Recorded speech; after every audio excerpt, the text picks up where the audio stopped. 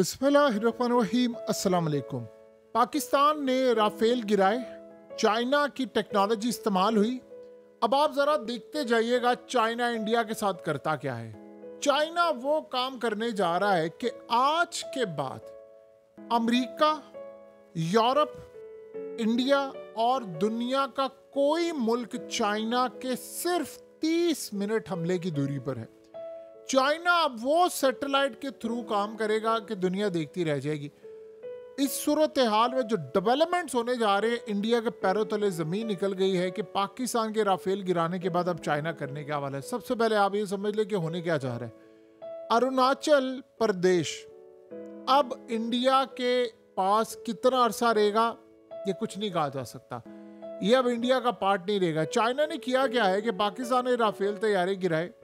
China ने ऐलान किया कि पहली मर्तबा ऐसा हुआ है कि ये जो राफेल तैयारी गिराए हैं और पाकिस्तान ने जो मिसाइल मारे हैं, उन्होंने कहा कि ये चाइनीज मिसाइल थे और जो S-400 तबाह हुआ है वो पाकिस्तान के JF-17 थंडर से इस्तेमाल हुआ है मिसाइल और उसने जाकर हिट किया है। उसमें उन्होंने बताया कि चाइना की टेक्नोलॉजी इस्तेमाल हुई, सैटेलाइट कॉम्बिनेशन, पूरे का पूरा कंबाट एक लड़ाई थी जिसके बाद हमने S-400 को तबाह किया। और मजे की बात आप देखिए कि S-400 को तबाह करने के बाद उन्होंने रूस को बता दिया कि हमने तुम्हारा S-400 तबाह कर दिया। अब रूस और चाइना तो दोस्त है।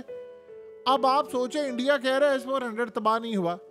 इंडिया को कहें कि पुतिन से या रूस से कोई एक स्टेटमेंट दिलवा दे ओपनली कि पाकिस्तान ने अटैक किया और उसमें S-400 सही सलामत है और पाकिस्तान झूठ बोल रहा है, कोई S-400 तबाह नहीं हुआ।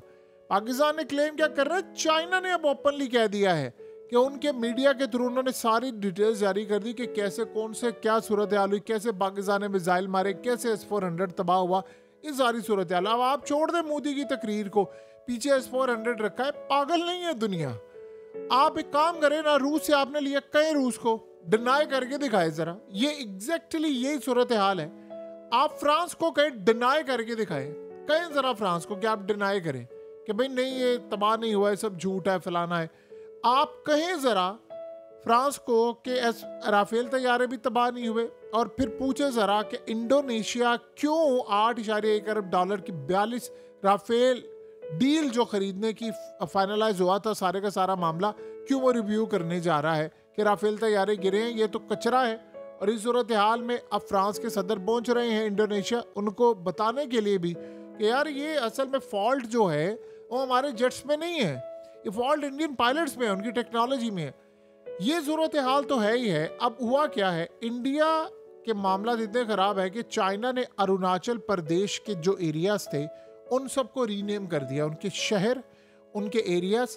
यानी इंडिया का जो अरुणाचल प्रदेश है, चाइना उसको अपना साउथ तिब्बत कहता है, तो उन्होंने किया क्या है कि अब उसके नाम बदलने शुरू कर दिए। क्यों?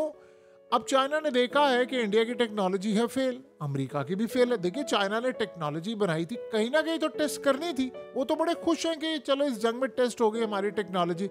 इंडिया के पास मैक्सिमम क्या था? S-400 था। मैक्सिमम क्या था उनके पास? राफेल था। तो वो तो पाकिस्तान ने तबाह कर दिया। अब चाइना के, सोचे आप नंबर वाइज समझ लें, चाइना के पास जो टेक्नोलॉजी है वो 100 है, पाकिस्तान को जो मिली वो समझ ले 15 है या 20 है।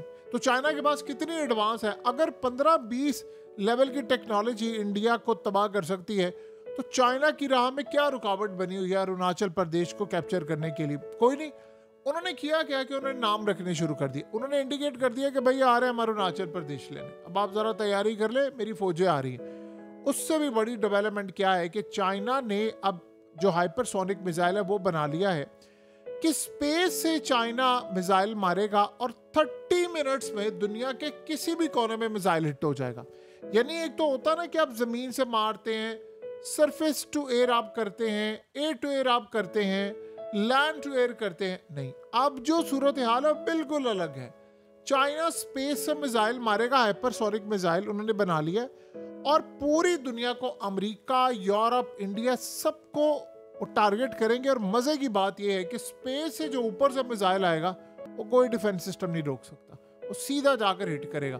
तो आज उन्होंने ये बता दिया है कि हम कहाँ तक हिट करेंगे, हमारी स्ट्रेटजी क्या होगी, अब हमने देख लिया है कि इंडिया के पास अब अपना लैंड बचाने के लिए कुछ नहीं। आपको पता है रूस के साथ जो मामला तय हुए थे वो ये था कि चाइना की फौजें पीछे हट जाएंगी, इंडिया की भी पीछे हट जाएगी, खामोश अंडरस्टैंडिंग हुई थी। अब जब ये इंडिया ने हरकत की है, ये जो सारा काम थे, लड़ाई सारी थी, क्या थी लड़ाई? ये जो सारी की सारी लड़ाई थी, ये खाली आज़ाद कश्मीर लेने की लड़ाई नहीं थी इंडिया की या पाकिस्तान में नहीं। उन्होंने फौजें घुसाकर सीपैक को तबाह करना था। ये आप जरा गौर करें, चीज़ों को आप डॉट्स कनेक्ट करेंगे तो आपको पता चल जाएगा। डोनाल्ड ट्रंप ने चाइना से टैरिफ की डील क्यों फाइनल की है? इसी जैसे ही ये जंग बंद हुई है उसने डील क्यों फाइनल की? वो तो पहले कह रहा था मैंने कोई डील फाइनल नहीं करनी। उसने देखा कि मेरा मंसूबा चाइना को काउंटर करने का था, इन्होंने तो हमें ही तबाह कर दिया है, तो इंडिया को तबाह किया, राफेल तबाह किया, S-400 तबाह किया, सब कुछ पीछे हटा दे, गेम इज ओवर। इसके बाद तो चाइना उनको टेक ओवर कर लेगा। गिलगित बल्तिस्तान से सीपैक काटना, वो तो सारे का सारा इनका ख्वाब रह गया अधूरा। अब ट्रंप ने तो डील फाइनल कर ली। अब असल सूरत हाल ये है कि इंडिया के अंदर मामला ये है कि वो कह रहे हैं कि अरुणाचल प्रदेश के हमने नाम बदल दिया, हम लेने के लिए आ रहे हैं। तो देखिए मैक्सिमम क्या रुकावट हो सकती थी? इंडिया का डिफेंस सिस्टम ही हो सकता था। अब तो अमेरिका के तैयारे भी। असल में मसला ये है कि आप एक टेक्नोलॉजी बना लेते हैं, आपने उसको कहीं ना कहीं इस्तेमाल करनी है। तो इस्तेमाल कब होगी? लड़ाई होगी तभी इस्तेमाल होगी ना। तो इस लड़ाई के अंदर उन्होंने वो टेक्नोलॉजी इस्तेमाल कर ली। पाकिस्तान को देखकर उन्होंने देख लिया कि इंडिया क्या कर सकता है, इंडिया की कैपेसिटी क्या है, वो तो आसानी के साथ तबाह कर सकते हैं। अभी तो आप सोचें, इंडिया में जो एक दफ़ा याद होगा आपको ब्लैकआउट हुआ था, तो उसके पीछे 2020 के बाद रिपोर्ट गई थी कि वो चाइना ने किया था। चाइना इंडिया के इलेक्ट्रिक ग्रिड सिस्टम के अंदर घुसा हुआ है, जब चाहे उसको बंद कर सकते हैं। रिसेंटली इतने ब्लैकआउट करते आ रहे हैं, तो इस सूरत हाल में जब वो मेन ब्लैकआउट करेंगे तो आप सोचो उनका सारे का सारा डिफेंस सिस्टम जैम कर देंगे। यही सूरत हाल उन्होंने ताइवान के साथ करनी है। इस सारे का सारा मामला असल में इंडिया स्टैंड नहीं कर सकता चाइना के आगे। अब आप सोचें कि राहुल गांधी क्या करने जा रहे हैं। राहुल गांधी अब रैलीज निकालने के लिए जा रहे हैं। वो पूरे इंडिया के अंदर कांग्रेस रैली निकालेगी। क्या रैली है? उन्होंने कहा जी हम रैली निकालने के लिए जा रहे हैं कि मोदी जवाब दे उसने अमेरिका के आगे सरेंडर क्यों किया। अब वहां पर ही पूछा जा रहा है कि भाई आप ये जंग जीत रहे थे? वो कहते हैं हम तो जीत रहे थे। तो जीतने वाला कभी सरेंडर करता है? आपने ये क्यों हरकत की? आप तो कह रहे थे आज़ाद कश्मीर लेंगे, आप तो कह रहे थे, यानी आप सोचे चाइनीज शी जिनपिंग के हुक्म पर जब वांग जी ने बातचीत की जयशंकर से, तो जयशंकर ने क्या कहा? उसने कहा पाकिस्तान को समझा देना, अगर इन्होंने अटैक किया ना तो उसके बाद हम बड़ा भरपूर और तबाहकुन जवाब देंगे। अजीत डोभाल ने भी यही बात की थी। आप बताइए उसके बाद क्या हुआ? पाकिस्तान ने अटैक कर दिया ना। तो चाइना इस सूरत हाल में मैसेज क्या कन्वे करना था, उन्होंने कहा अच्छा इनकी ऐसी की तैसी करें, और वो सबको जैम कर दिया। तो इस सूरत हाल में इंडिया का ये जो हमला, ये सारी चीज़ें हो गई ना काम। अब असल मसला ये शुरू हुआ इंडिया के लिए।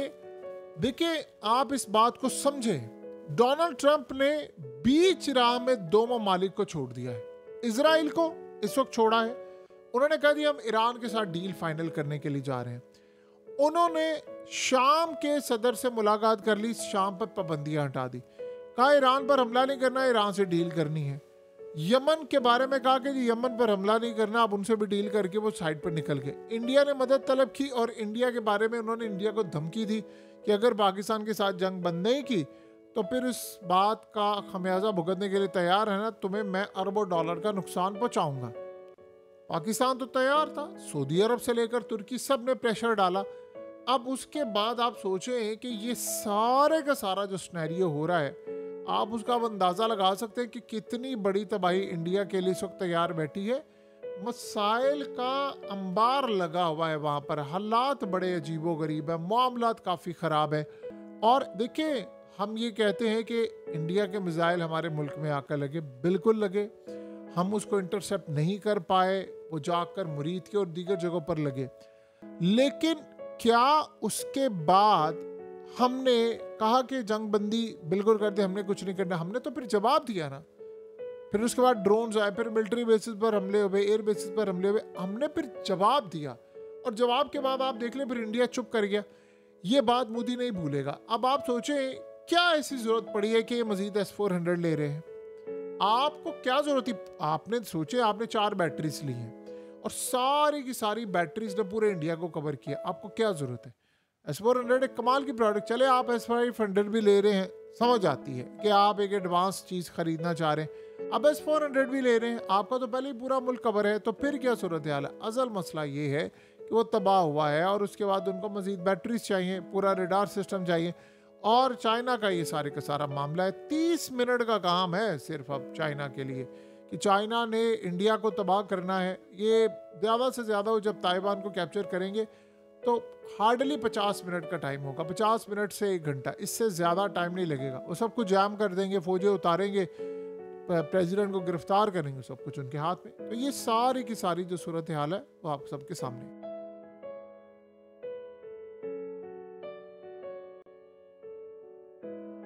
हकीकत टीवी को सब्सक्राइब करना मत भूलें, वीडियो को लाइक करें, शेयर करें और कमेंट सेक्शन में अपनी राय का इजहार ज़रूर करें।